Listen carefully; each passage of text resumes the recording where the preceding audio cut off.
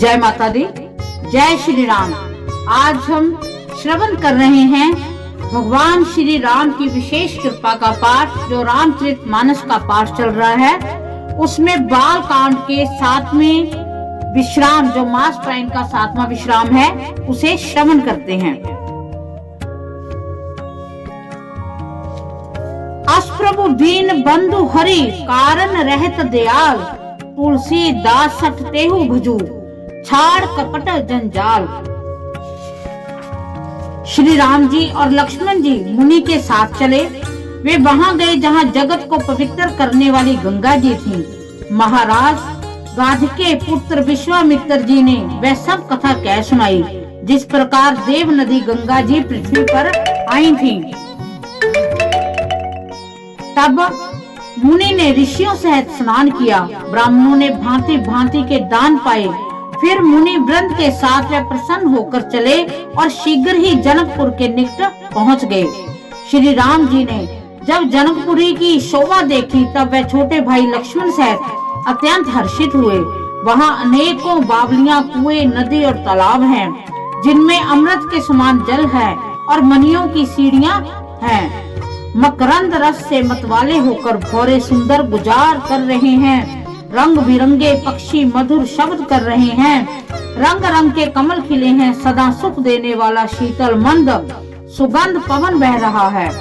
पुष्प वाटिका, बाग और वन, जिनमें बहुत से पक्षियों का निवास है, फूलते फलते और सुंदर पत्तों से लदे हुए नगर के चारों ओर सुशोभित हैं। नगर की सुंदरता का वर्णन करते नहीं बनता। मन जहाँ जाता है वही लुभा जाता है। सुंदर बाजार हैं, मणियों से बने हुए विचित्र छज्जे हैं, मानो ब्रह्मा ने उन्हें अपने हाथों से बनाया है।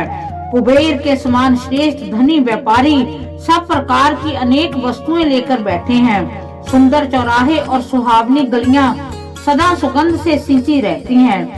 सबके घर मंगलमय हैं और उन पर चित्र कड़े हुए हैं, जिन्हें मानो कामदेव रूपी चित्रकार ने अंकित किया है। नगर के सभी स्त्री पुरुष सुंदर, पवित्र, साधु स्वभाव वाले, धर्मात्मा, ज्ञानी और गुणवान हैं। जहाँ जनक जी का अत्यंत अनुपम निवास स्थान है, वहाँ के विलास को देखकर देवता भी स्तंभित हो जाते हैं और कोट को देखकर चित्त चकित हो जाता है, मानो उसमें समस्त लोगों की शोभा को रोक रखा है। उज्जवल महलों में अनेक प्रकार के सुंदर रीति से बने हुए मणि जटित सोने की जरी के पर्दे लगे हैं। सीता जी के रहने के सुंदर महल की शोभा का वर्णन किया ही कैसे जा सकता है। राजमहल के सब दरवाजे सुंदर हैं, जिनमें वज्र के किवाड़ लगे हैं। वहाँ राजाओं, नटों, माघनों और भांटों की भीड़ लगी रहती है।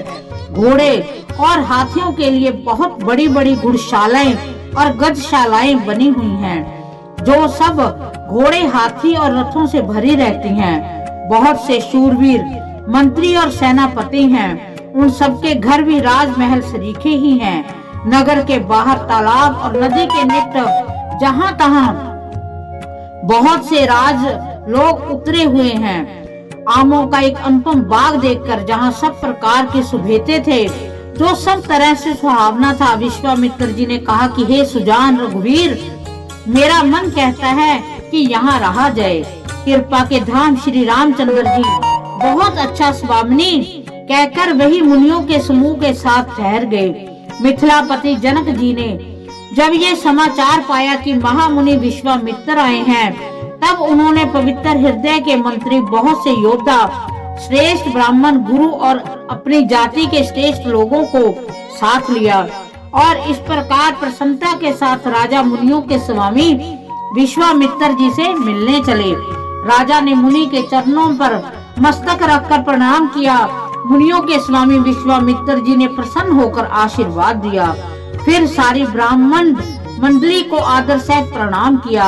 अपना बड़ा भाग्य जानकर राजा आनंदित हुए। बार बार कुशल प्रश्न करके विश्वामित्र जी ने राजा को बैठाया। उसी समय दोनों भाई आ पहुँचे, जो फुलवाड़ी देखने गए थे। सुकुमार किशोर अवस्था वाले श्याम और गौर वर्ण के दोनों कुमार नेत्रों को सुख देने वाले और सारे विश्व के चित्त को चुराने वाले हैं। जब रघुनाथ जी आए, तब सभी उठकर खड़े हो गए। विश्वामित्र जी ने उनको अपने पास बैठा लिया। दोनों भाइयों को देखकर सभी सुखी हुए, सबके नेत्रों में जल भर आया और शरीर रोमांचित हो उठे। राम जी की मधुर मनोहर मूर्ति को देखकर जनक विशेष रूप से विदेह हो गए। वो देही की सुध बुध से रहित हो गए।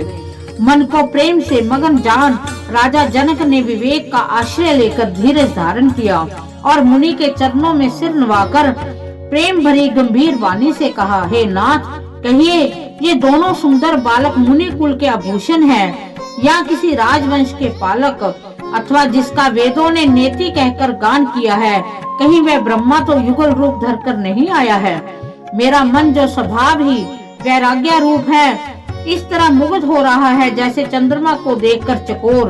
हे प्रभु, इसलिए मैं आपसे सत्य भाव से पूछता हूँ कि हे नाथ बताइए, छिपाव न कीजिए। इनको देखते ही अत्यंत प्रेम के वश होकर मेरे मन में जबरदस्ती ब्रह्म सुख को त्याग दिया है। मुनि ने हंसकर कहा कि हे राजन, आपने ठीक कहा, आपका वचन मिथ्या नहीं हो सकता। जगत में जहाँ तक भी प्राणी हैं, ये सभी को प्रिय हैं। मुनि की वाणी सुनकर श्री राम जी मन ही मन मुस्कुराते हैं, हंसकर मानो संकेत करते हैं कि रहस्य खोलिए नहीं। तब मुनि ने कहा कि ये रघुकुल मणि महाराज दशरथ के पुत्र हैं। मेरे हित के लिए राजा ने इन्हें मेरे साथ भेजा है।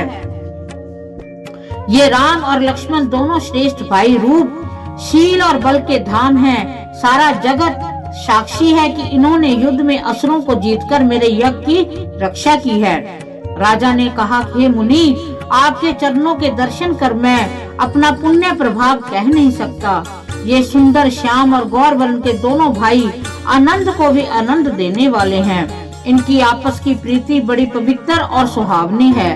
वह मन को बहुत भाती है पर कही नहीं जा सकती। विधेय जनक जी आनंदित होकर कहते हैं कि हे नाथ सुनिए, ब्रह्मा और जीव की तरह इनमें स्वाभाविक प्रेम है। राजा बार बार प्रभु को देखते हैं और शरीर पुलकित हो रहा है और हृदय बड़ा उत्साह है। मुनि की प्रशंसा करके उन्होंने चरणों में सिर नवाकर राजा उन्हें नगर से लिवा चले। एक सुंदर महल जो सब समय सभी ऋतुओं में सुखदायक था, वहाँ राजा उन्हें ले जाकर ठहराया। तदनुसार सब प्रकार से पूजा और सेवा करके राजा विदा मांगकर अपने घर गए। रघुकुल के श्रोमणी प्रभु श्री रामचंद्र जी ऋषियों के साथ भोजन और विश्राम करके भाई लक्ष्मण समेत बैठे। उस समय पहर भर दिन रह गया था। ऋषि संग रघुवंश मुनि कर भोजन विश्राम, बैठे प्रभु भ्राता सहित दिवस रहा भर जाम, दिवस रहा भर जाम। इस प्रकार हमने भगवान श्री राम की विशेष महिमा का पाठ श्री रामायण में से बाल कांड के उन श्लोकों का श्रवण किया है जिसमें भगवान राम और भगवान लक्ष्मण जनकपुरी पहुंचे हैं और उनके रूप को देखकर जो जनक जी हैं वो मोहित हो चुके हैं। सभी जो लोग उनको देखते हैं उनके आंखों में अश्रु आ गए हैं। ऐसा मेरे भगवान राम का रूप है और ऐसे वो कृपा करते हैं और अंदर ही अंदर मन ही मन वो मुस्कुराते हैं अपनी लीला के लिए। तो हमने विशेष कृपा का वो पाठ पढ़ा। हम भगवान श्री राम से प्रार्थना करते हैं कि हे भगवान श्री राम, आप हम पर अपनी विशेष कृपा बनाए रखें। हमसे कोई पाठ में गलती हो गई है उसे वो क्षमा करें और अपनी कृपा दृष्टि भरा हाथ हम पर विशेष रूप से रखें। जो जो इस पाठ को श्रवण कर रहे हैं, जो जो कह रहे हैं, सभी पर आपकी अनुपम कृपा और बालाजी की विशेष कृपा प्रदान करें। जय माता दी, जय श्री राम।